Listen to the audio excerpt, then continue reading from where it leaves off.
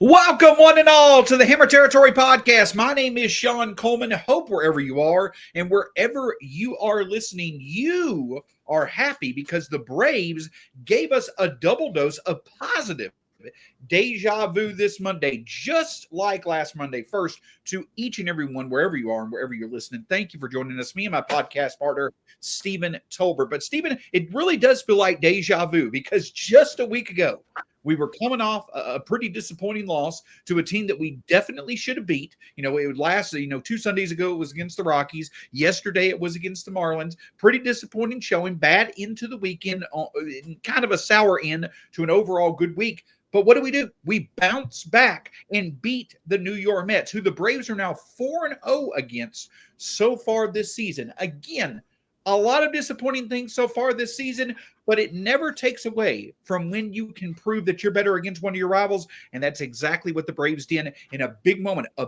big win in a close game tonight against the Mets. Yeah, what's up, buddy?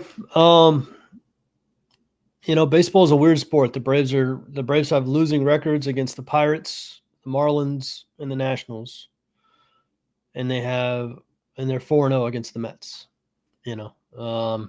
I don't know. I don't know why. The Braves always seem to beat the Mets. And listen, the Mets are one of the Braves' biggest rivals.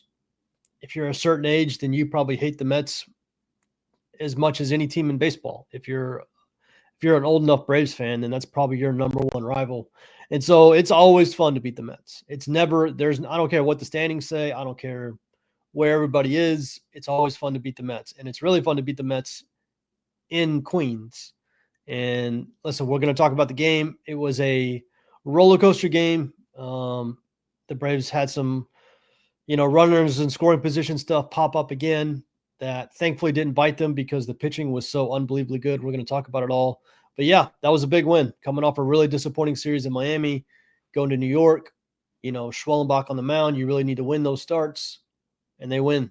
Big first win of the series. And now you're set up to potentially, at least split, if not straight up win the series. Yes, agreed. It was another one of those nights where any RISP situation the Braves found themselves in resulted in Braves country saying every four-letter word known to man. But the thing is that the Braves were able to work their way through that. That's the point. That's the difference that stands out. And I know some people have talked about the fact that it's a great point. Against the Nationals, the Marlins, and the Pirates, the Braves this year are 6-8. But they've kind of been able to cancel that out because now against opponents that have a 55% or better winning percentage that aren't out of the NL West, the Braves are 10-6 this year. That includes against the Phillies, against the Mets, against the Brewers. The Braves have shown that they can do well against the quality teams in the National League if they could just get their head out of their 3, 4, 5-letter words. But regardless of that, let's get to the big reason why the Braves were able to get the job done despite the struggles of their offense. Spencer Schwellenbach, who has proven to be one of the best on the mound when it comes to facing off against quality opponents. He was able to get the job done once again. 7 innings pitched. Only took him 89 total pitches. One bad pitch to Juan Soto, and hey, against this New York lineup, you're just going to have to survive that. But he was able to get the job done, Stephen. As a matter of fact, I think he should have stayed in for that bottom of the 8th inning to at least pitch through the bottom of the order, but he did his job. And with Chris Sale now on the shelf for a little bit of time to an extended period of time, Spencer Schwellenbach getting back to being one of the best pitchers in the National League, that is essential for the Braves' success, and he was absolutely at his best tonight. Yeah, listen, I said it in the open. Without Chris Sale, not only does Spencer Strider and Spencer Swallbach, not only do those guys need to be great, but the Braves need to win these games. And when you get past Swellenbach and Strider, you go to Holmes, Elder, Fuentes right now, and you don't know how many wins you're going to get in that group. And so tonight's game was more than just, a close game in its own right. Like tonight's game, you have what is essentially now your ace. You can make the argument between Strider and Swellenbach, but obviously Strider's still coming back from the injury. There's a very strong argument Spencer Swallbach is now your ace. And listen, where the Braves are in the standings, they really cannot afford to lose games in which he goes out and pitches really well. And he pitched well. he didn't have probably his number one stuff. I think he only had 4 strikeouts tonight. The Mets do have a good offense, even though they don't really show it against the Braves. But that's a big win. That's 7 innings. I think Bowman had the stat that he has made 5 starts against the Mets, and he's gone exactly 7 innings in every start, which is wild. But he pitches really well against the Mets, and the Braves needed that. And again, it wasn't big strikeout stuff, but, the velocity looked good tonight, 97, 98, 99. The Mets did a good job of putting stuff in play, but it was pretty weak. Other than that ball to Soto, and listen, Juan Soto. You can't throw a ball down the middle of that guy. He's going to hit it over the fence, and that's what he did. But, that was kind of the only damage. Really, I mean, there was maybe 1 or 2 other threats, but not much. Spencer really kept them in check all night. And then, Dylan Lee came in and finished the game off in dramatic fashion. We're going to talk about Dylan Lee here more in a minute, but the Braves need to win these games with Schwellenbach on the mound and Strider tomorrow. And we're going to talk about that in a minute too, but these are big deal now that Sale's out and you've got much less certainty at the back end of your rotation. Got to win these games. So that was a big one tonight. We also want to talk about the fact that, of course, today was the second round of voting, the second revelation in the round of voting, and not much has changed. You saw a few Braves, were kind of in the top 6 or 7 when it came to voting. But the one position player who clearly is in the thick of things, as he should be, is Ronald Acuna Jr., who once again did his job tonight. I believe his 9th home run in less than 100 bats. Like, it's incredible to see what he's done. We're legitimately talking about Ronald Acuna Jr. now in the midst. I don't think it's the best of his career. I'll need to look it up. But this is one of the best 25 to 30 game stretches we've ever seen from Ronald Acuna Jr. I know some in Braves country are starting to be like, could this guy really knock on the door of being an MVP? I'm not saying that's a 0% chance. I don't expect for it to happen. But one thing that I think is clear right now is that for any position player not named Aaron Judge, Ronald Acuna Jr. over the past month he's now a month into playing this season. Over the past month, you could legitimately say he's been the best hitter in all of baseball, and he showed it once again tonight.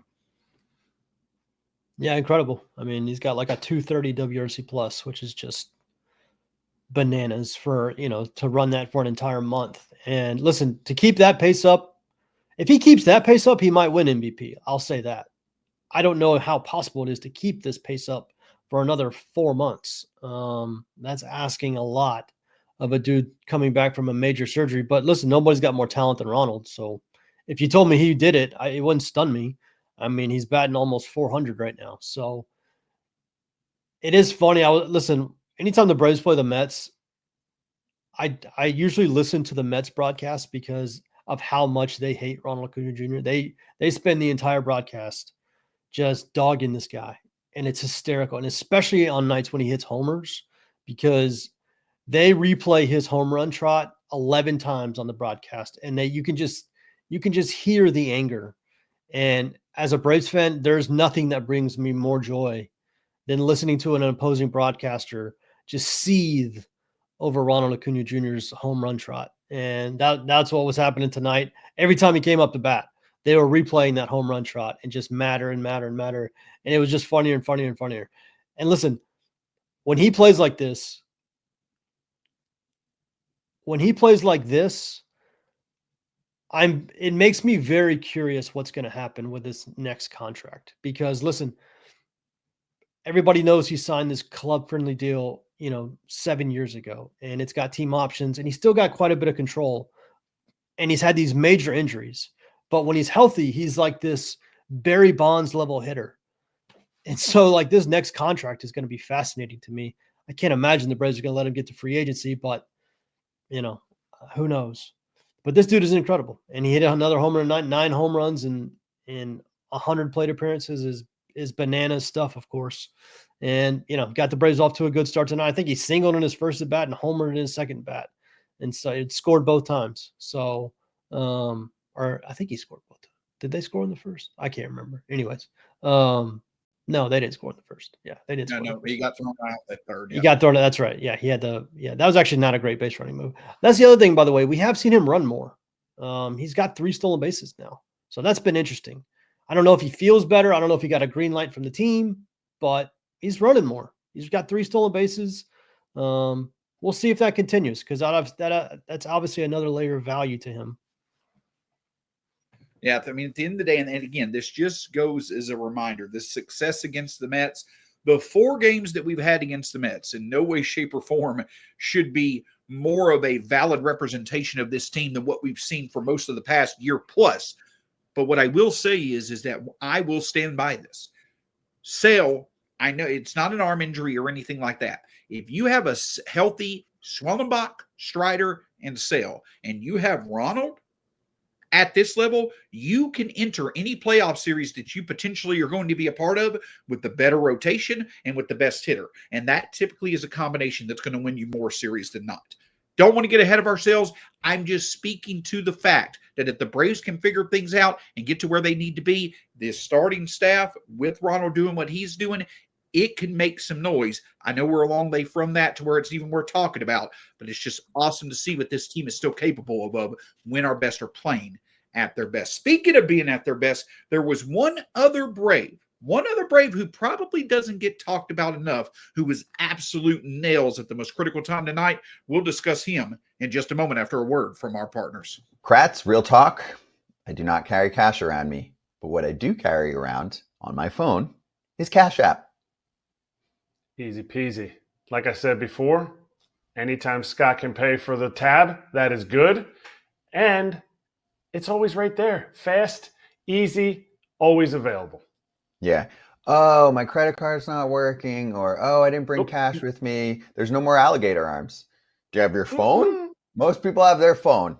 So use Cash App. It's secure and safe. There's no waiting around. It is a super, super easy sign-up process. You can sign up quicker than you can listen to Kratz and I talk about Cash App. For a limited time only for the FT fam, new Cash App users can use our exclusive code to earn some additional cash. For real, no catch. Just download Cash App and sign up. Use our exclusive referral code TERRITORY in your profile. Send $5 to a friend within 14 days, and you'll get $10 dropped right into your account. Terms apply. That's money. That's Cash App. You know, the beautiful part of having that break with a word from our partners is that when the Braves do win, and as often as they have won here recently against the Mets, you get to see the latest breakdown from Frank Fleming, the freakout from Frank Fleming, the Frank Fleming freakouts. It's unbelievable. It's great stuff. I say that as a sincere fan. I love Frank Fleming, but yeah, it's always fun to certainly see that. There's nothing like beating the Mets for a multitude of reasons. Oh, absolutely. Absolutely.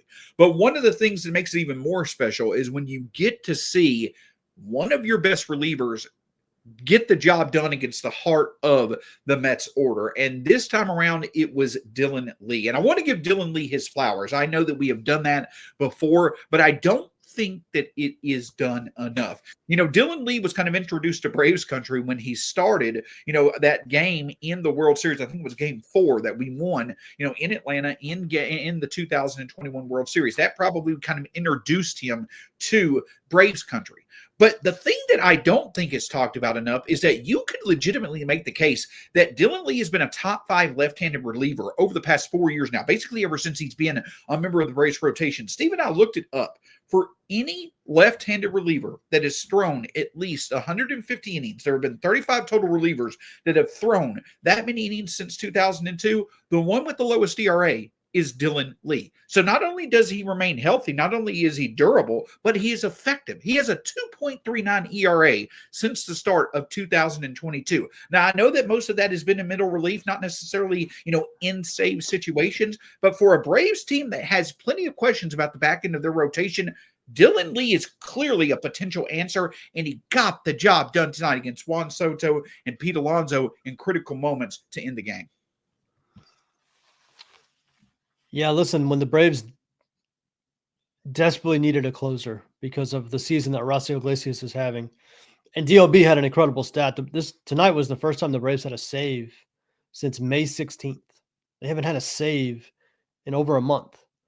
Now, most of that is because they either lost the game or win a blowout. There hasn't been a ton of blown saves in there, but still, the Braves needed some answers at the back end of the bullpen with Daysbell going down and Horacio Iglesias being bad. And Dylan Lee has been awesome.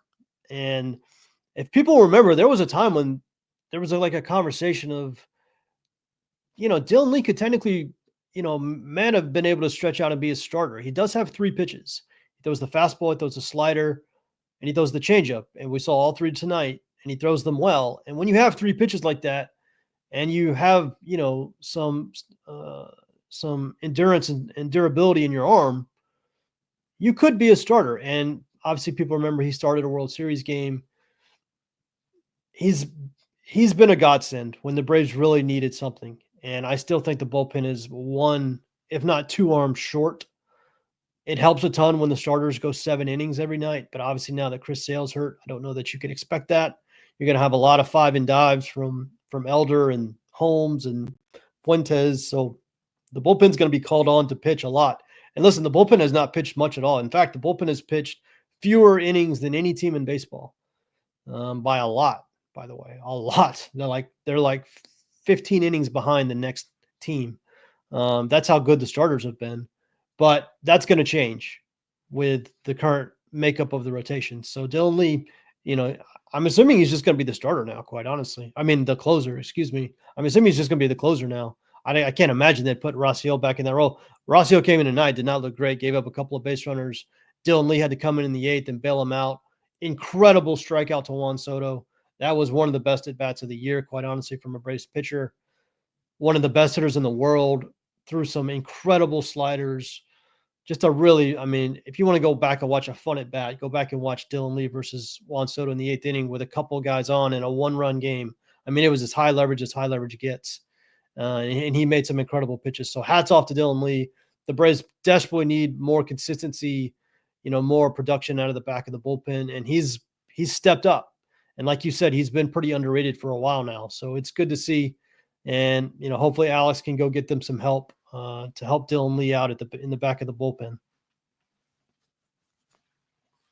Absolutely. It's fun. The thing that I'll say this, and I think we even saw Dylan Lee, I think that he mixed in a 97 mile an hour fastball. Yeah. He can come in there if he's got needs to. So yeah, just awesome to see, just how consistent he's been, through over the years for the Braves. But want to get back, we'll go back, we'll talk a little pitching here, in just a moment further, but do want to get back to the lineup. So, of course, it seems like, thank God, over the weekend, they kind of abandoned the whole approach of the Verdugo-Eli White combination in the second spot in the order. It didn't make sense. Matt Olson put there, now you've stacked up your 4 best hitters in the lineup. I think that Acuna-Olson combination is just fine. Ozuna and Riley have to get going. Where Riley tonight Riley seems to be picking it up a little bit more, here over the past few games. But the thing that kind of hurts is that if Riley and Ozuna are not getting the job done, then you just fall off a cliff.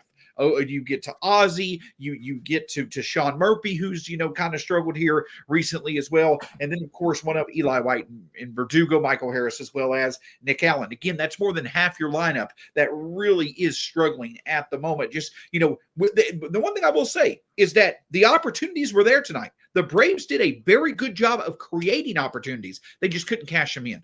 Your overall thoughts on the status of a lineup basically 10 days before we see the addition of Jerks and Profar?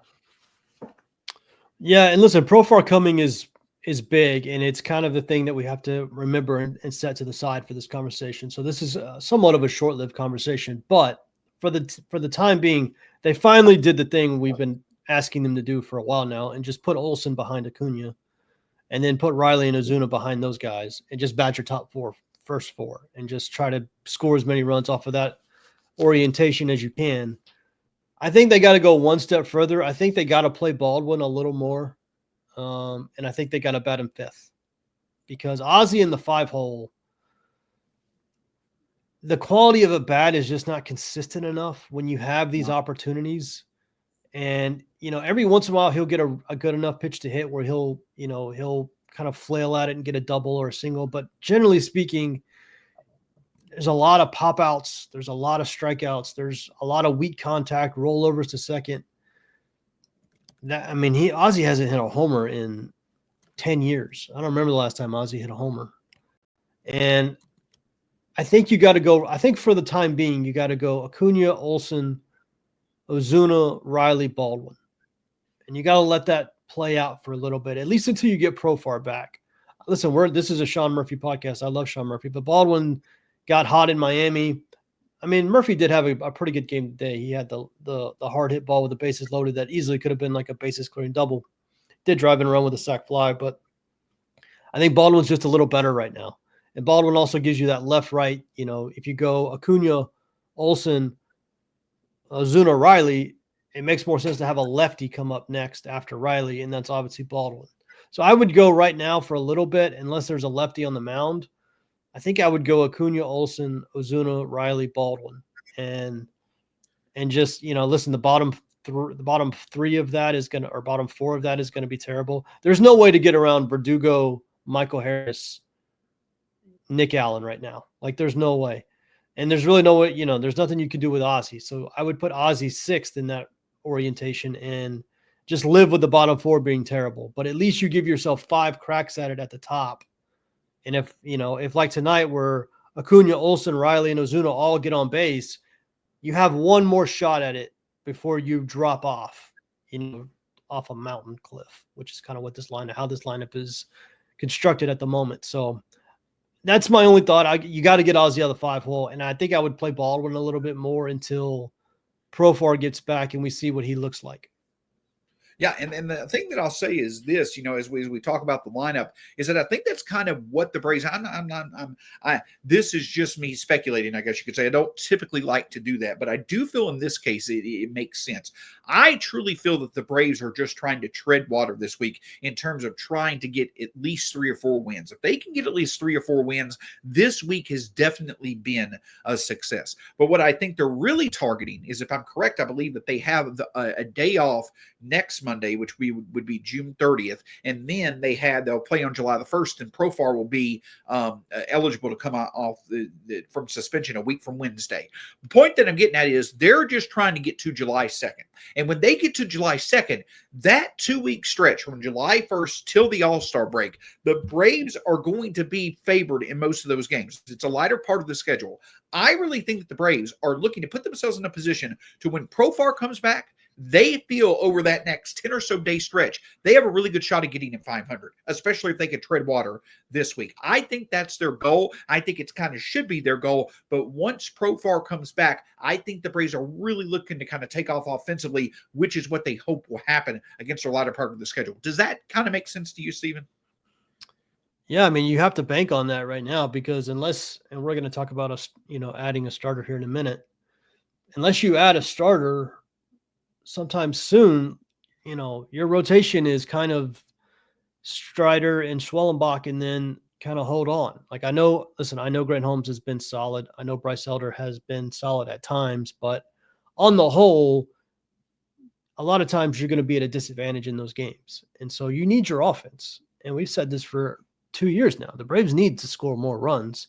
With Profar, at least you can say, all right, now we've got another hitter to add to this group. We're taking either Verdugo or Eli White out of the lineup. That's one less black hole in the lineup.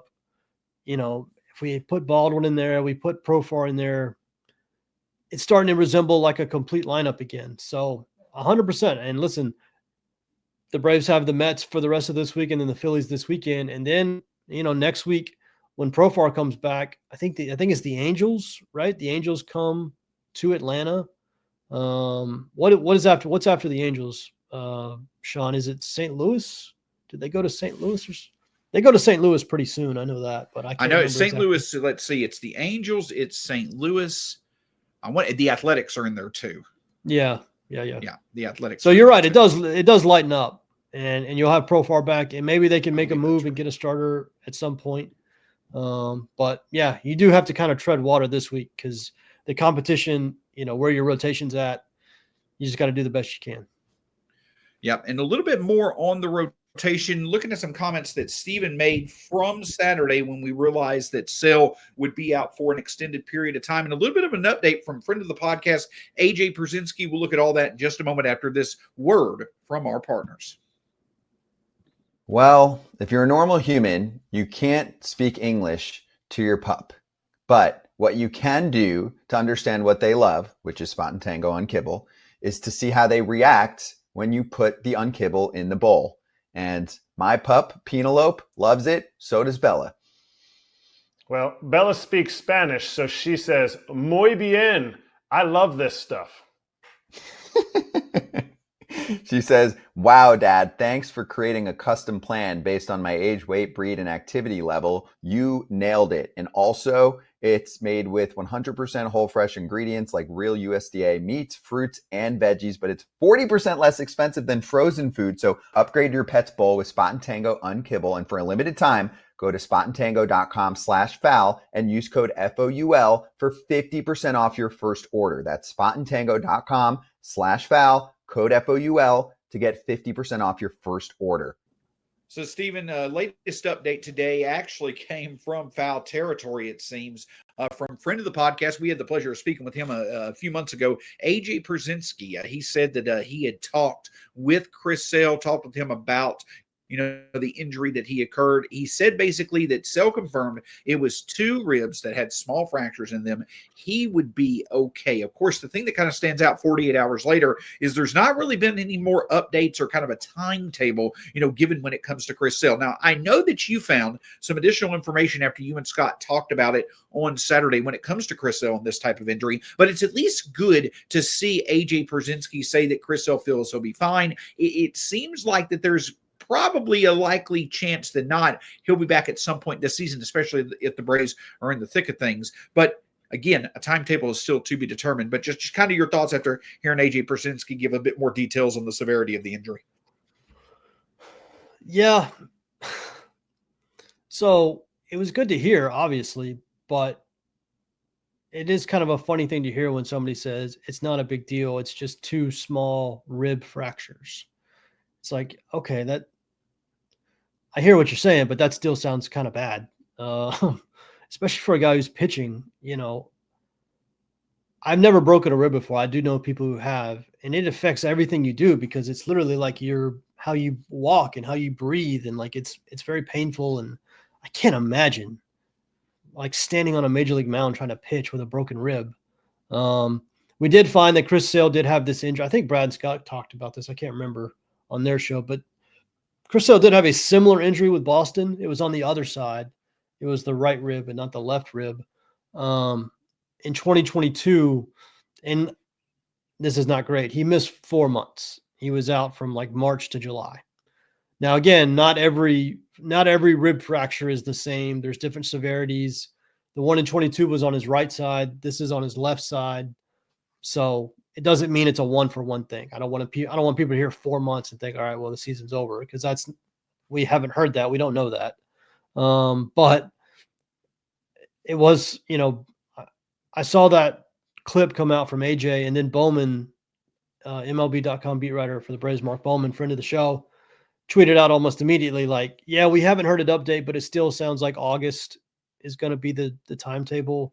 And a lot of people were kind of shocked. I was reading the replies, so a lot of people were like shocked. I'm like, yeah, that's like, even if this goes well, that's kind of the thing, is even if this goes well, it's probably going to be like 6 weeks.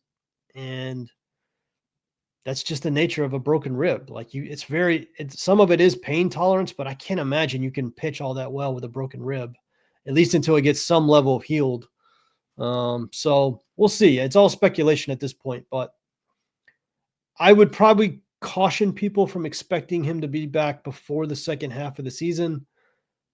August, I think Bowman is right. I think August sounds right to me. Probably middle August, if I'm being honest. It's probably going to be like a 2-month and a half injury. If that's my best guess at this point. So it's going to be a while. And, I know a lot of people said by the time he comes back, the Braves season could be over, and it could be.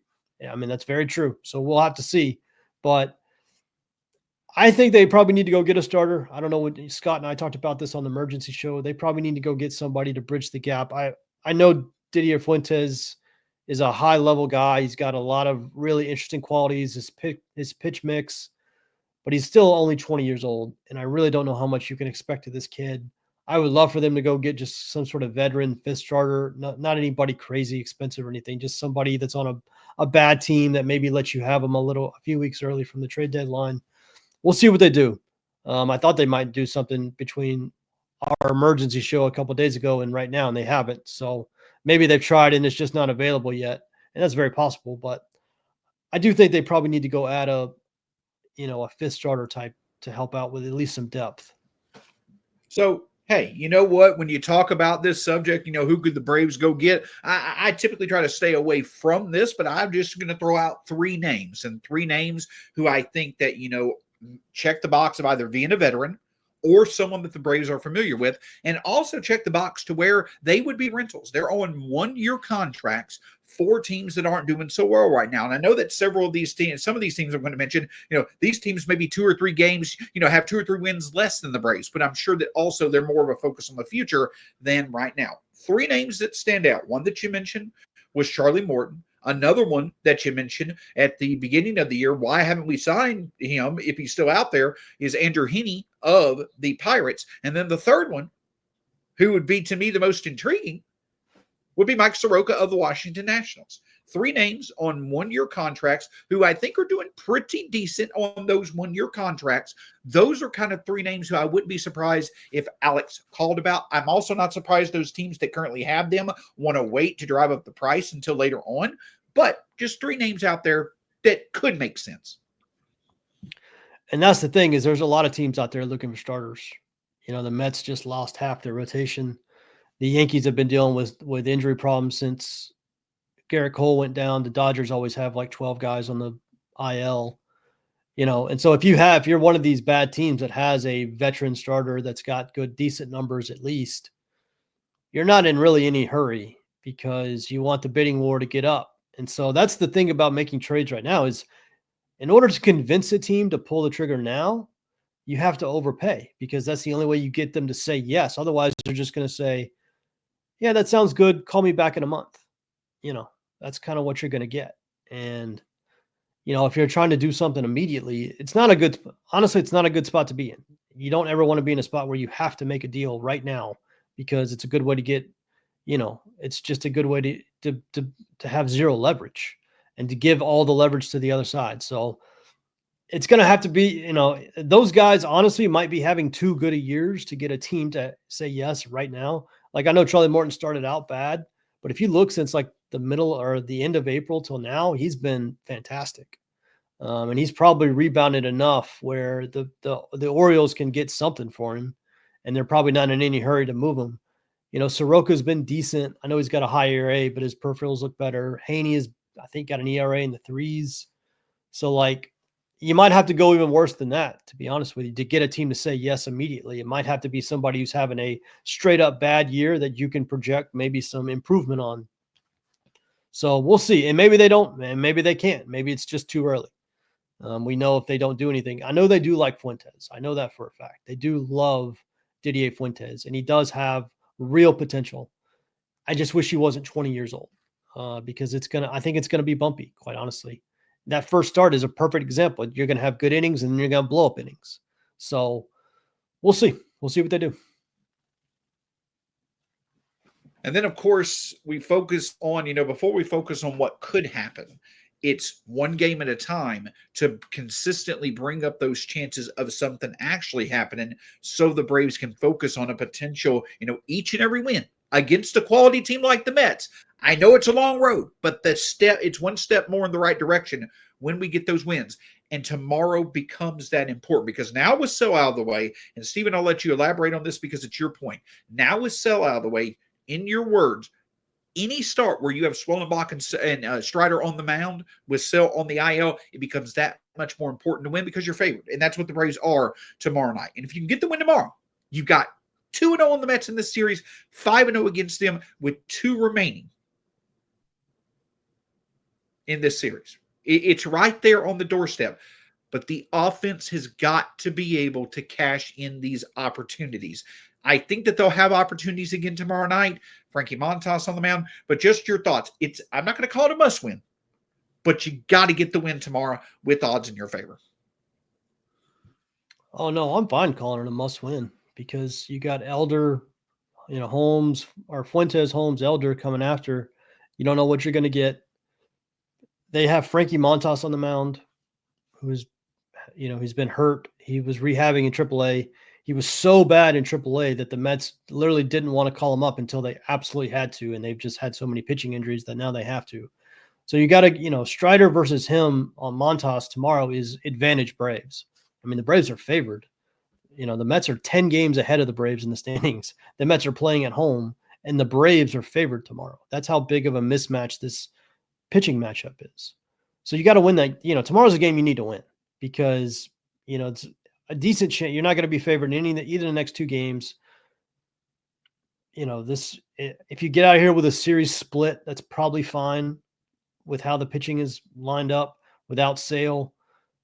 I would love to win 3 out of 4, but I will take a split, quite honestly. And to guarantee that, just win tomorrow. Win with Strider on the mound. Without Sale, these Strider Schwellenbach starts are so important. Those guys aren't going to pitch like aces every time, but when they do, like Schwellenbach did tonight, you need to win. And so if Strider gives you a good start tomorrow, you need to win. Now, listen, if Strider has a bad game, then it is what it is.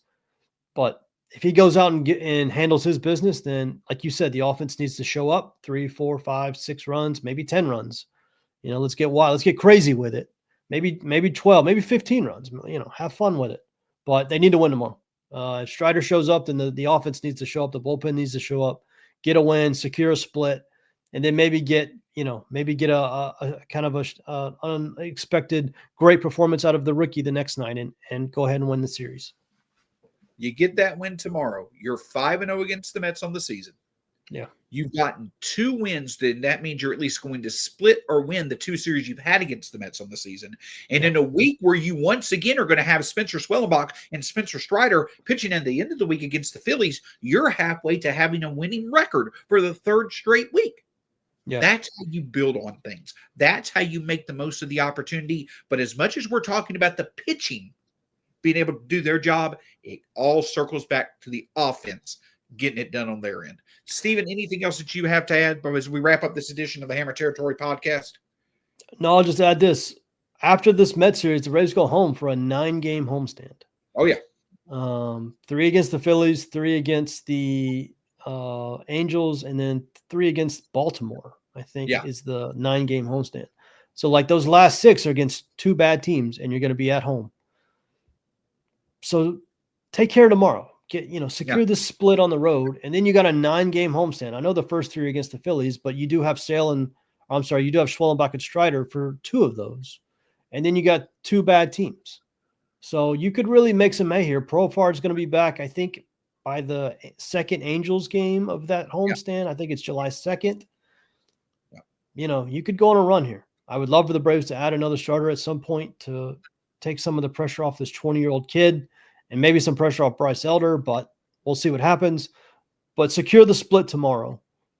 Maybe go crazy with it, win 3 out of 4, and then come home for a 9-game homestand and get Profar back. See what happens. Absolutely. But at least, hey, you know what? At least we're giving ourselves a chance. Now, I think this is the first time we talk about how rare it's been for the Braves to, get a 3-game winning streak. Steven, I think this is the first time all season you and I have been on a winning streak ourselves. 3 straight games or 3 straight podcasts with both of us where we won a game. Now for the life of them, Brad and Scott can't have any luck on a Sunday. No, Brad and Scott, they violated an Indian burial ground or something. They got to have. They've got to have better luck. I don't know if they need to burn sage on the podcast, a la Dansby Swanson, what have you. We need a live chicken, maybe a bucket of chicken. Whatever it takes, it needs to be live and it needs to be sincere. Ted Lasso, middle of the field, get the demons out. I don't know what it is, but to the point of exactly, whatever you have to do. The point is, though, is that it feels good when we're doing a podcast after some wins. It feels good for the Braves to get some wins as well. The good thing is they got the talent to continue it, and hopefully that will occur. You can find Steven at @B_outliers on Twitter/X, one of the best when it comes to covering the Braves. My name's Shawn Coleman. You can find me at StatsSAC. You can find Hammer Territory across all forms of social media, and of course, a proud member of the family of podcasts at Foul Territory. And once again, want to say this, cannot thank you enough. We're coming up on half a season of coverage when it comes to the Braves. I know it's not been that fun of a season, but right now it's a bit more fun than it has been. Can't thank you enough for the continued support, and we absolutely enjoy bringing you the content as often as we do. Until next time, go Braves. We'll talk to you again soon here on the Hammer Territory podcast.